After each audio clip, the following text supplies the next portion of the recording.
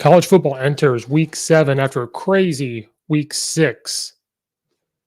I don't remember a more exciting time in college football than what's happening right now in the past, I would say, couple of years. Texas and Oklahoma came down to the wire, proving me wrong that the Red River Rivalry isn't dead and that people actually care. Ole Miss and Arkansas came down to the very last play. Kentucky is one of the big surprises in the SEC, if not all of college football, after a Week 5 win against Florida and now over LSU in Week 6. Unfortunately, is Coach O's time up at LSU? We're going to discuss all of that today on this episode of the Coach Steve Show podcast.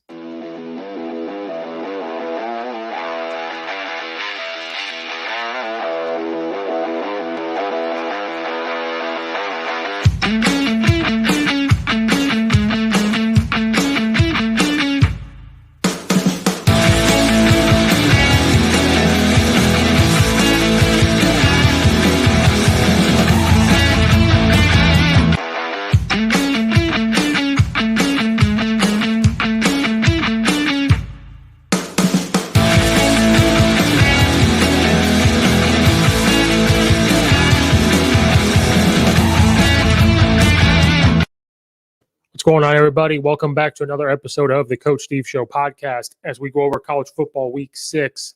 Then we'll go over my last week's picks and bets. Then we'll go on to college football week 7. Before we dive in, if you're not subscribed to the YouTube channel already, please hit that subscribe button, the like button, leave comments or questions in the comment section below. Also, go check out the Belly Up Sports Podcast Network at bellyupsports.com. Go subscribe to that YouTube channel and check out their website for all the podcasts and blogs on there. And betting season is in full swing, so all the picks I give you, that's free money. If you use the link in the description below, because we are now partnered and the Belly Up Sports Podcast Network is sponsored with BetUS or BetUs, however you want to say it. To go make your bets, if you use the link in the description below at BetUS-BellyUpSports, and use the code JOIN125 with a minimum deposit of $100, you're going to get 125% signing bonus, with 100% of that going towards sports betting on the website. And then there's a casino spot on the website. You can go play blackjack, online poker, and everything else like that. 25% of that 125% signing bonus is going to go towards the casino betting. So that's free money when you we're going to make money together. When you want to use the bets and picks I make, go use that link. Use JOIN125. You got to deposit a minimum of $100.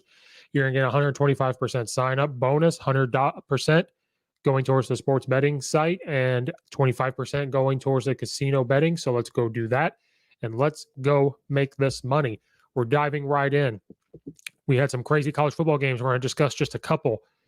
One of the big ones, and I said this in my podcast last time, I didn't know if people actually cared about the Red River Rivalry anymore with Oklahoma and Texas. They used to hate each other. It used to be this huge rivalry that went on, especially when, I don't know how well you guys are, but when I was a kid, when I was growing up, this was a huge rivalry. They hate each other. Not saying they like each other now, but they have worked together to get to the SEC. So now you come to wonder, are they friends, frenemies, anything like that? The way they're playing, the way everything's going, Texas is kind of improving with a new head coach. Oklahoma is playing in some close games, but they're not quite what they were. But it's Oklahoma. It's a team that I don't know should make the playoffs or not. But this was huge. Oklahoma was down 28-7 against Texas. So to be down 28-7, to have the mental toughness, Lincoln Riley able to rally the troops and to get back to playing was incredible. Oklahoma had to come back and win 58-48. They won. They scored 25 huge points in the fourth quarter compared to Texas's 7 points.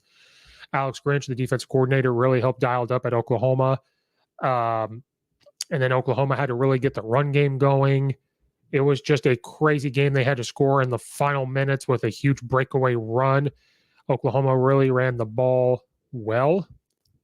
And it was just a crazy game, but you got to give your hats off to Texas. When you score 48 points, you should win the game. There should be no second guessing it, but then when your defense gives up 55, that's kind of concerning. Casey Thompson for Texas balled out against Oklahoma. He was 20 of 34 for 388 passing yards. He averaged 11.4 yards of completion and 5 touchdowns. So people question Sarkisian. We got to see this in long term, but to come in and now their schedule isn't the best. They've gone on this run ever since they played Arkansas. But even to score 48 points in your first year, to score these type of points and get your quarterback to play well like he was doing when he was at Alabama, you have to give him some credit. Robinson, the running back, he had 20 carries for 137 yards. So, I mean, and they have Xavier Worthy, their wide receiver from Texas, balled out 261 receiving yards. So Oklahoma really does live by bend, don't break type defense, but they were breaking, but they also know that their offense is going to step up and make plays when they need to. And they did. Oklahoma, will get to the big controversy, or not controversy, but big storylines here that probably everyone's still talking about.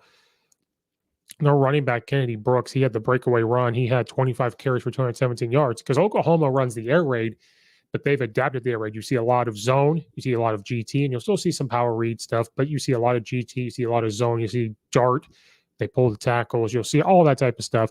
They still run the football, but run air raid concepts and different things off of that. So for Brooks to have 217 rush yards, Texas defense just didn't step up and near the end of the game. When they went up 28-7, I think they just kind of relaxed, thinking that their offense would continue to score points. Oh, we're up enough to where we're going to win. And most likely, or most of the time, that is true. But you can't give up 217 rush yards to one person. Now, they had two quarterbacks play for Oklahoma, which we'll get to. Spencer Rattler was 8 of 15 for 111 yards and an interception. Then Caleb Williams comes into the game after they benched Spencer Rattler, and Caleb Williams came in and just completely balled out. He was 16 of 25 for 212 yards. He averaged 8.5 yards completion and 2 touchdowns. He came in and really let a spark. Candy Brooks let a spark for them. Spencer Rattler did turn the ball over a lot. He had a fumble and an interception and just was not playing well. But the big thing was the final, Oklahoma really had to battle. And they really, and in that fourth quarter was huge. To score 25 in the fourth quarter is just crazy. They were down because Texas came all the way down, tied the game 48-48 with a field goal. And they had to march 6 plays and 60 yards at the minute 23 mark. So at the minute 23 mark, Oklahoma's thinking we're going to march down and try to kick a field goal. Texas defense is thinking we got to stop them. Candy Brooks breaks a 33-yard run for a touchdown. Texas was down 48-41. Texas had to come down with a minute and 23 seconds left. They score a touchdown from a pass to Worthy from Casey, and they tie it 48-48. And then all of a sudden, Kennedy Brooks breaks away on his 33-yard run to score with 3 seconds left. 6 plays, 75 yards. 33 of those yards coming off of one run. That's just crazy for Oklahoma. See, the big question mark for Lincoln Riley has always been, is he actually a quarterback coach? Is he actually, we all know he's kind of this offensive guru master. He coached under Mike Leach. He did good offense at East Carolina, came in and was the offensive coordinator at Oklahoma before he became the head coach. One of the things on him is he actually a good quarterback coach? Is he actually doing these things? Because he's had transfers. He's had Baker Mayfield, Kyler Murray, Hurts coming in from Alabama. And so the question has always been, is he actually a good quarterback coach? Is he actually this guru? Then you have Spencer Rattler playing last year. So now it's your chance to kind of prove to us if you are a offensive guru, this quarterback master, I should say. And Spencer Rattler did play very well. He came into the year playing Heisman Trophy candidate. Well, then his stats have kind of gone down. And then he gets benched during this game. And so that was one of the big storylines for this, was when he was benched. And Lincoln Riley said it really had a lot to do with turnovers. It was coming off of, the type of play that was going on. Is he not reading the field right and all that stuff? And this has happened before. He was benched last year. And then after he was benched last year, he came back in and played pretty well. But that was probably the biggest storyline, and they said it had a lot to do with turnovers. It was, if you look at any reports, as the poor play by Rattler, the second straight year was benched in the Red River Showdown. But he ended up coming back into the game. They benched him, bring him back to try to see if that clicked, and it did work. But this time he did not. So it has to make you wonder, has this always been in the back of his mind? If he doesn't play well, we have this Williams kid who is going to play pretty well. That's a big question mark. But one of the things is if a kid is struggling and you have a quarterback as your backup that can come in and play, you kind of have to maybe go with that. Or when you do switch, maybe that's what Lincoln Riley was trying to do. Like, okay, this worked last time. Let's bench him again and we'll bring him back in. But when you bring in Williams and he starts to play well, and he has a hot hand, because when they did it last year, the kid they brought in did not play very well. Spencer Rattler comes back in, and then it's kind of clicked like, oh, my job can be taken away at any moment. Yeah, I mean, when a kid has a hot hand, you got to keep him there. Spencer Rattler this year, he has 1,371 passing yards. That's 38th in college football, 10 touchdowns, 37 NFL football or college football, 5 interceptions. His QBR is 71.9, which is 31st. His Heisman Trophy candidacy has dropped. He was like this runaway favorite. Now he's not. For me personally, you always hear about Spencer Rattler and there's reports of it's him. And then there's times you see where he's about the team, he's pumping people up. But reports before had come out and said that usually stuff is about him. One thing that really does concern me is after they won the game, you see Spencer Rattler walking off the field. Everybody celebrating. He walks off now. That could be taken two different ways. The one way, obviously, which we all are probably thinking, is that's a selfish person of you should care more about the win than what is happening with you. And if you're mad about being benched, you show up in practice, you earn it back, you earn the coach's trust back. That's, but that's kind of like, well, he's more worried about himself. That's a selfish thing. He's not worried about the team. Another way you can look at it is he's that competitive. And yes, he probably deeply cares about the win for his team.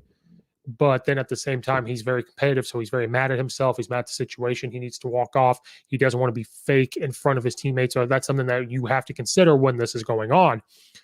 But it's never easy to bench a guy who in 2020 had 3,031 passing yards, 7 interceptions, and 20 touchdowns. But I think that's where the concerning part is. You take a season in 2020, which maybe I can't remember if they had played all their games, 7 interceptions. Well, already in week 6, you have 5 interceptions. And you only have 10 touchdowns compared to 28. Now we're only halfway through the year. He could probably pick it up. But, I mean, maybe that's part of the concerning part for him. For Lincoln Riley, I'm not sure. When you look at the games leading up to this year, 243 yards, 214 yards, 256 yards, 243 yards, now 111. He's had an interception. These aren't all the games, but, when we're looking at the last 5, he's had 3 touchdowns in a row. He does fumble the ball, and he says it's that. I part of it, to me, thinks Lincoln Riley kind of knows that this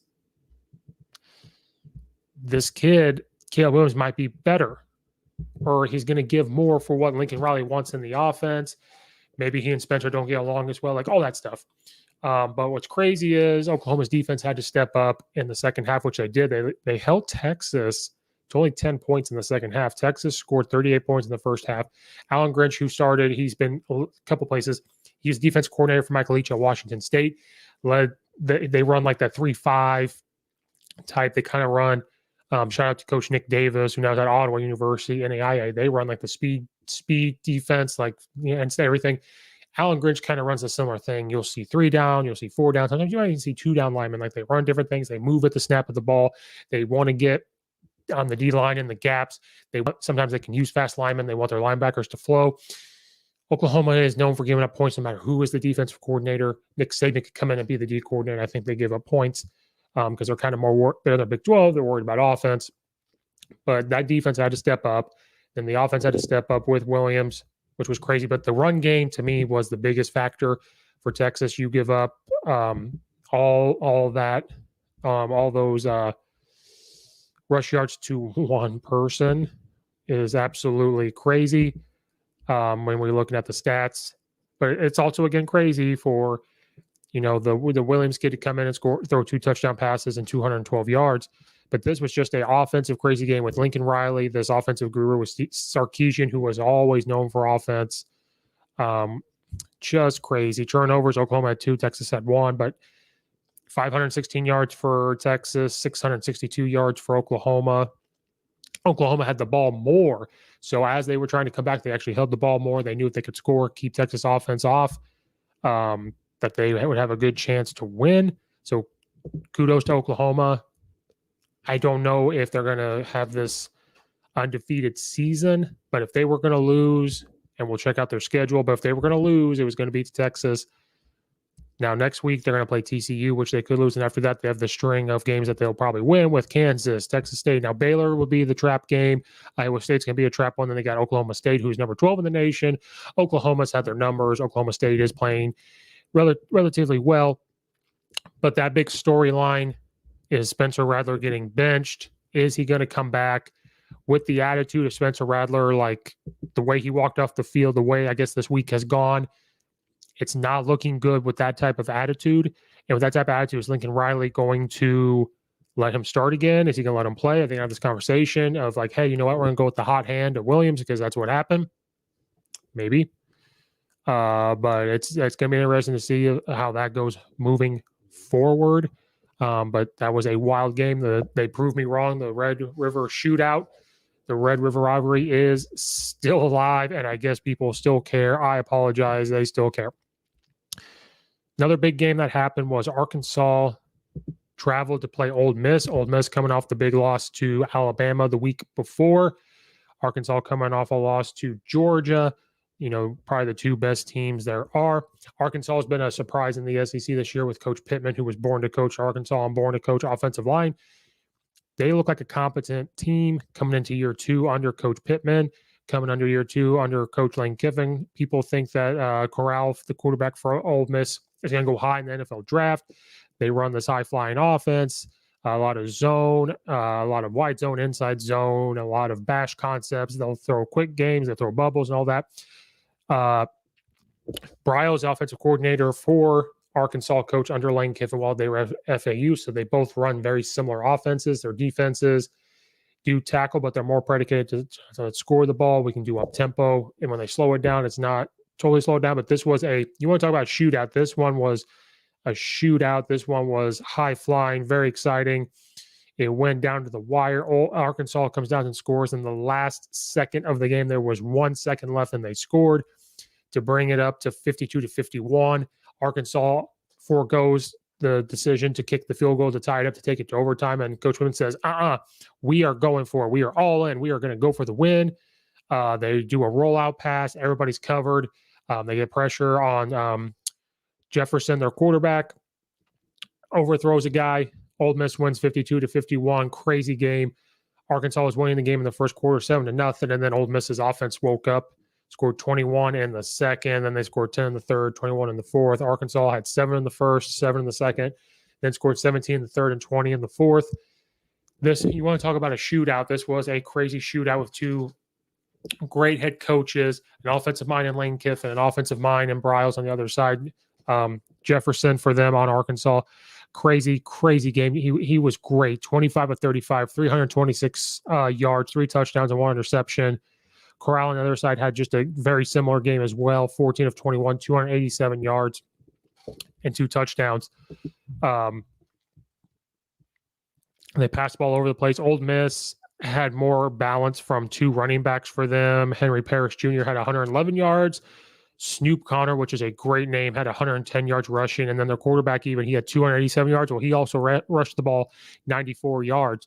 And that's the thing with Lane Kiffin's offense is if they get a quarterback that can throw it and run, they're very, very dangerous. If you can't keep him in the pocket, you can't cover people while they're trying to keep him in the pocket, he's going to tear you apart. And you see that when he had 14 completions out of 21 attempts. Arkansas is very similar. Their rushing attempt, Sanders had 139 rushing yards. KJ Jefferson, their quarterback, who threw for 326 yards, also ran for 85 yards. Tre'Lon Smith had 85 yards rushing as well. So these are very similar teams. 2-year head coaches, similar quarterbacks that can throw it and also run it. They run very similar offenses from working together. This was just a crazy shootout. These two teams are on the rise. They are going to battle with Georgia and Alabama in the years to come. But their defenses are probably not okay giving up 50-some points. But if you're going to give up 50 points to anybody, to Lane Kiffin, is fine. But that's where my concerns come in from their defense. I think Arkansas's defense tackles really well. They fly to the ball pretty well. They get a lot of tackles. Grant Morgan, he had 13 tackles. Bumper Pool had 12 tackles. They got Hayden Henry at 11. All this, so they tackled pretty well. They had more tackles, I believe, than Ole Miss's defense. No, Ole Miss's defense had more tackles. They had 112 tackles compared to 85. So they both tackled pretty well. I just think Arkansas's defense is bigger and tougher. But Ole Miss running their 3-4, 3-5 defense, they are going to give up some of the run game, but they're okay with that because they trust their linebackers. If they can get their defensive line to two gap and hold on to the guys for dear life and really keep their linebackers free, they are perfectly fine with that. But these two type of teams are they're high flying. They're making something out of nothing with the guys that were recruited there before they got there, and Lane Kiffin and Coach Pittman. It was a great game by all. You couldn't ask for a better game, especially in the SEC. Who knew in the SEC you were going to sit here and say 51-52? Just crazy. Arkansas actually had more first downs. They were actually better on third down. They were 2 for 2 on fourth down, and Ole Miss was 4 for 5 on third or fourth down. Total yards, Arkansas outdid them 676 yards for Arkansas and 611 for Ole Miss. That is crazy. That is absolutely insane. Rushing yards, very similar, 350 rush yards for Arkansas compared to 324 for Ole Miss. Penalties hurt Ole Miss. They had 8 penalties for 75 yards. Arkansas did turn the ball over. So if you don't turn the ball over those 2 times, you might come down and score again, and you're not in this situation. Now it's flip-flopped. Arkansas did slow it down and had the ball longer for 35 minutes, 35 seconds compared to 24 minutes. Arkansas did have more first downs, 39-22. So this game, I just wanted to bring it up. It was a great game by all. I thought Corral played well. I thought Henderson played well.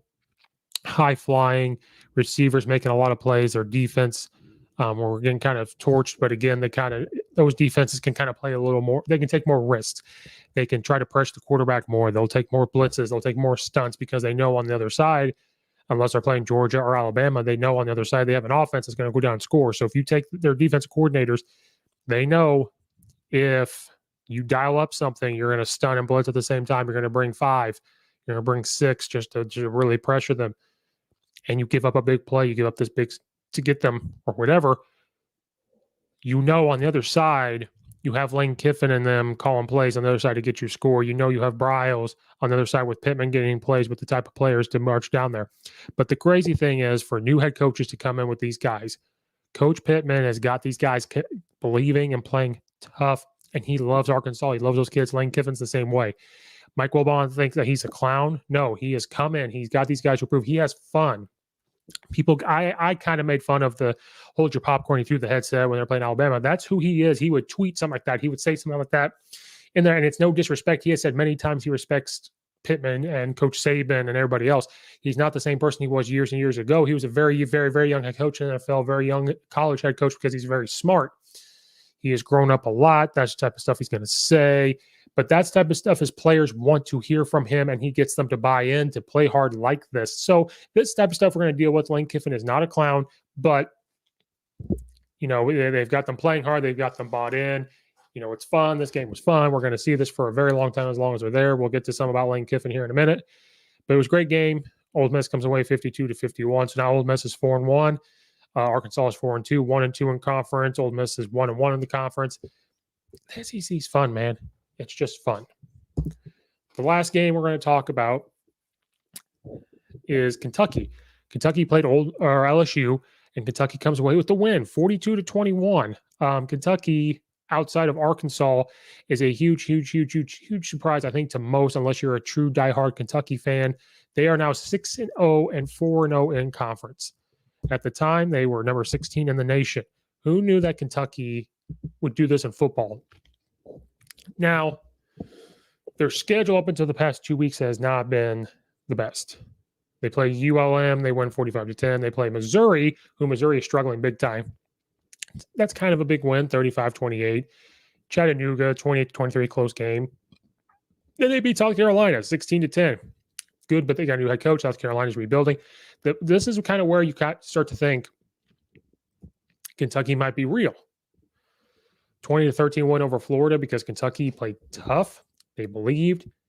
and they take their time on offense to take what the defense is giving them, then they beat LSU. Now, LSU is struggling, but LSU is a blue blood. That is a blue blood of college football. It's a blue blood of the SEC. Just 2 years ago, they were the best offense we've ever seen, ever, and they won 42-21.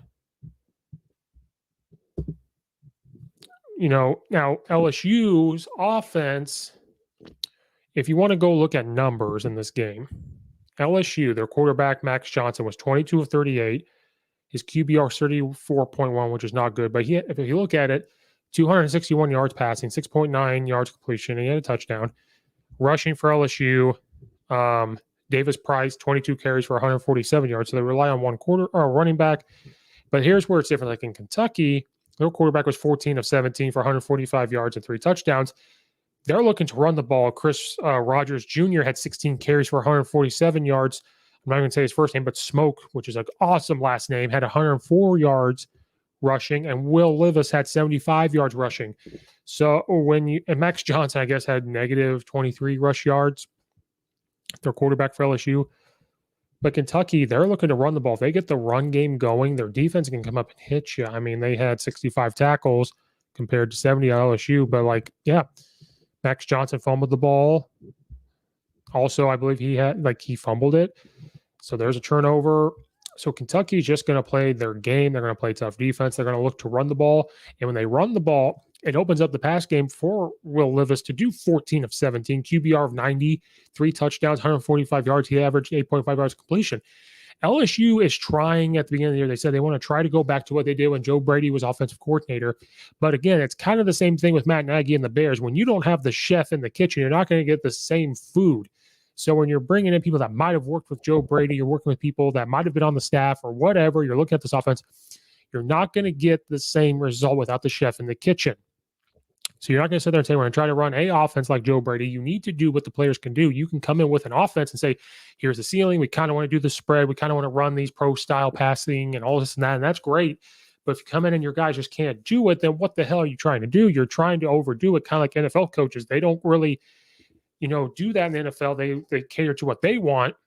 So instead of worrying about what you can do, maybe you get back to running the ball more. Maybe it's short passes. Something. Now, I know LSU has had a lot of injuries. LSU's offense just doesn't seem to have a rhythm. They never really get in sync. That's been one of the things all the time. Kentucky ran the ball a lot. LSU, they kind of get drives going and they shoot themselves in the foot while they get a sack. There's a penalty. I don't know. They look to pass the ball a lot, but if they can't get that going, then they force the run game when it's not there. Like all this stuff. So it just kind of is like, I don't know what's going on. It doesn't seem like they have a rhythm. Sometimes it doesn't look like they have an identity. They're trying to force that type of thing. What am I trying to? They're trying to do too much. Like with Matt Nagy and the Bears, they hope they get something by like Andy Reid in there. But when you don't have Andy Reid in the kitchen, you're not going to like that type of stuff. So when you try to bring things like Joe Brady, I said this before. I think Coach O needs to put his fingerprints on this more. He tries to back off and let them do his thing. He's going to coach D-line, but he's going to be a part of everything. I think he just needs to put his foot down and say, here's what we're going to do on offense. Here's what we're going to do on defense. He is a good coach. There's a reason why he is where he is. There's a reason why places he's been that they win. This is kind of what he needs to do. Now, it's not helping that LSU has had a lot of injuries on the offensive line and in their secondary. Coming into the COVID year, they missed a lot of guys from that championship team. They came in, they had guys there, but they opted out due to COVID. So it's not even that they lost them to graduation or to the NFL. It's because of COVID, they didn't want to play. They came in, had a couple injuries. This year, had even more injuries. Like the Glenn Logan head injury. Jay Ward, week 1, a foot injury. Derek Stanley, right before the start of the SEC play, he's surgery. All that type of stuff. So I'm not even going through all of the injuries. I don't have time to go through all the injuries, but they have injuries on the offensive line. They got injuries in the secondary. They have an inconsistent quarterback. They do have some wide receivers, but it's tough to get wide receivers when they're going to go to Alabama, when they're now going to go to Mississippi State to play in the air raid and all that stuff. So when all that's going on with LSU, it is hard to win. And the big question right now is Coach O's time done at LSU? And sadly, I want to say no, because when you look at it, he was interim in 2016, I believe. He went 6-2, not bad. Then he goes 9-4. Then goes 10-3. Then they win the championship 15-0, and then in the COVID year they only go 5-5. Now, right now they sit at 3-3. So at LSU right now he's 48-17. That's not a bad record. I know he struggled as a head coach at Ole Miss. He did well at USC when he came the interim. They won the Citrus Bowl, lost the Citrus Bowl, won the Fiesta Bowl. Then they win in their first round of the playoff game, and then they win a championship. So 2 years removed from a championship, they're talking about firing him. Now, I know he was on the radio show and he talked about this guy was talking about, like, I don't know, molesting a kid or doing this or doing that, something with blonde, blue eyes. And he said, yeah, there's a hole for people like that. And people took that way out of proportion. And people say that he shouldn't have said all that, whatever. He didn't. I didn't think it was that bad what he said. I'm going to come out and say right now, what he said was not that bad. It was not that bad. People are just blowing this up because they're 3-3 at the time. They were 3-2. I think it's the way they're losing. Then they threw a big thing of, like, come down here with your sissy blue shirt and all that. That's who he is. Let him be who he is. He's not sitting there saying, F you this, F you that. Coach Saban can say that because he wins, but that's who Coach Saban is. Let them be themselves. Don't be like, oh, well, they're losing games and this, that. Let him be who he is. What he said is not that bad. Let's get over it. Move on, blah, blah, blah. I think people are talking about firing right now. They're not. If they don't fire him right now, they're not going to do it. You're halfway through the year. You're not going to do it next week, because next week they play, and they have another tough game next week. So if you're not going to do it now, don't do it. They're going to play Florida next week. That's a tough game. They just need to have a coming to Jesus moment. They have a tough schedule. They got to play Florida, then Ole Miss, Alabama, Arkansas. They may not win another game until they get to ULM. Then they got to play Texas A&M at the end. Now, I'm not saying injuries and stuff is an excuse. They had a decent recruiting class coming in. They were excited about it at the year, but there's just a lot of things going on right now. A lot of injuries are piling up. I know you don't want to make that an excuse. So I guess one of the questions is, Coach Ed's time done at LSU? I'm a big Ed fan. I like him. I want to say no.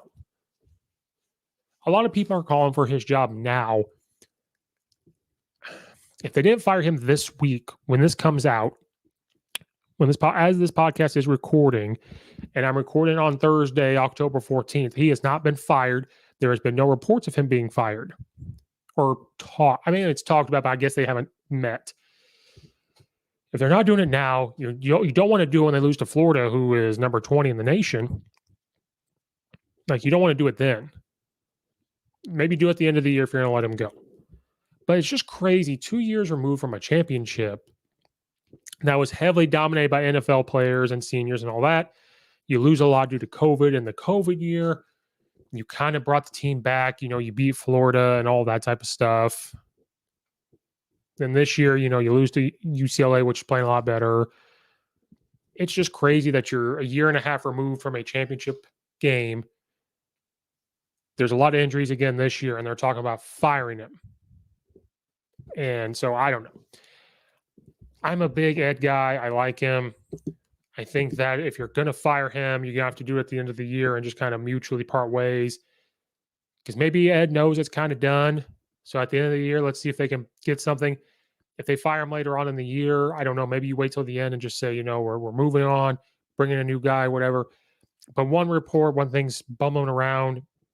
I heard on the Jay Boy show that Lane Kiffin would be involved in that head coaching gig, which that would be insane to bring Lane Kiffin to LSU. That would be a huge hire. Cristobal from Oregon, I think, might be the better hire. And the only reason why I say that is because I don't know if Lane Kiffin will leave. I think it would be really cool for Lane Kiffin to stay and turn Ole Miss into an LSU or an Alabama. I really think that would really help an Ole Miss. You can recruit an Ole Miss. If he goes to LSU, that would change up it forever. Man, if he went to LSU, that'd be crazy. I kind of want to see it happen, but I'm a big Ed guy. I hope he stays in LSU. I hope if they give him another year, I think it might be able to turn around. That was supposed to be this year, but a lot's been piled on top of him, and he's had to replace a lot of staff. And so far, I've only seen one person that can really replace the staff, and that's been Nick Saban. All the other coaches like Dabo Swinney has kept staff, and that's why they've had success. Other guys that lose staff, they kind of get to the middle of the road until they build it back up. usually, unless they get the dudes. But a lot has been piled up on Ed. I hope he keeps his job. I don't know if his time's done. I know the seat is on fire right now. But I'm a big Ed guy. I hope he doesn't. But if Lane Kiffin goes to LSU, I hope Ed gets a job. If they get rid of him, he gets a job immediately. But Lane Kiffin going to LSU would be crazy. That would change up college football forever. And he could probably turn that to an Alabama too. But I'd love to see him do it for Ole Miss. He's doing well there right now. It'd be nice just to keep him at Ole Miss and see what happens there. But yeah, just been craziness in college football. That's crazy. I hope Ed keeps his job, but it may not be there much longer. To end the show, now with my picks, I usually did like a feel-good lock, upset, and all that. But without Coach West and Brad, and shout out to Coach West who had his baby. That's another reason why they haven't been here. I'm just going to pick. There might be a lot of picks I'm going to do. There might be very little picks I'm going to do. So this week, I have about 6-7 picks we're going to do. I'm going to tell you if you're going to take over under, who to take plus or minus the points, all that type of stuff. These are the bets I'm looking to make. So if you use the code and stuff at the beginning, you can get that done. So last week, if we're going to just go by the 4 picks I was doing, in week 6, I went 2-2, which was not bad at all. So hopefully you guys made some money on that. This week, some of the games I'm looking at, Arkansas versus Auburn. I'm going to tell you to take Arkansas minus 4.5. Auburn with a new coach, inconsistent play in the pass game, inconsistent on the line of scrimmage. Arkansas coming in, actually having a decent offensive line. They're moving the ball. The way the quarterback's playing, I think you got to take Arkansas minus 4.5. I think it's going to be a close game, just like that. I think it's going to be like a 7-point win, no matter who wins. But I think Arkansas minus 4.5. UCF will go play Cincinnati. Cincinnati is playing very, very tough right now. But I think with Gus and his offense, and with Gus being a good coach, right now UCF is plus 21. I think you take the plus 21 only because I don't see Cincy blowing them out by 28 points. But if it gets to that point, I think UCF can come down and score and get it within there. So if you're looking at that, I think UCF plus 21.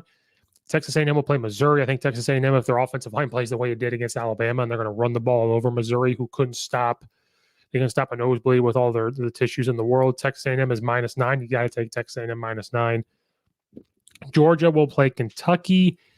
This can go one of two ways. This can be a very, very low-scoring affair if Texas or Kentucky actually shows up. This could be a 13-10 ball game, but the way Georgia is playing, I think this game you're just going to have to take the over. The over of 44.5. I think more than 44.5 points are going to be scored. Very close. I think it's going to be like 47 points combined. Iowa will go play Purdue. Iowa is on a mission. Purdue is not going to be able to match up Iowa on the line of scrimmage or defense. I think you got to take Iowa minus 11.5.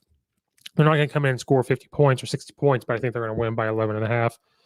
Alabama plays Mississippi State, two of my favorite coaches of all time, Coach Saban and Coach Mike Leach. I'm going to take the over at 57.5. If Mississippi State can start to move the ball, Alabama's going to score. I'm sorry, Mississippi State, they're going to score. But if Mississippi State can move the ball, I think we can get it combined over 57.5. And then Michigan State does travel to play Indiana. Michigan State has a fantastic run game, and if Indiana cannot stop the run game, they're going to have a long day. I think Michigan State minus 4.5 on that one. So we got 7 picks. I think that's where you can go make your money. Go to Bet US and all that at the beginning and go make your money. That wraps up another episode of the Coach Steve Show. Thank you guys so much. Check out the affiliates in the description below. Go like and subscribe. Go follow the podcast wherever you listen to your podcast. Follow it and let you know when a new episode comes out. Thank you guys so much. Check out the weekly episodes on the podcast, and we'll see you guys next time. This has been another episode of the Coach Steve Show podcast.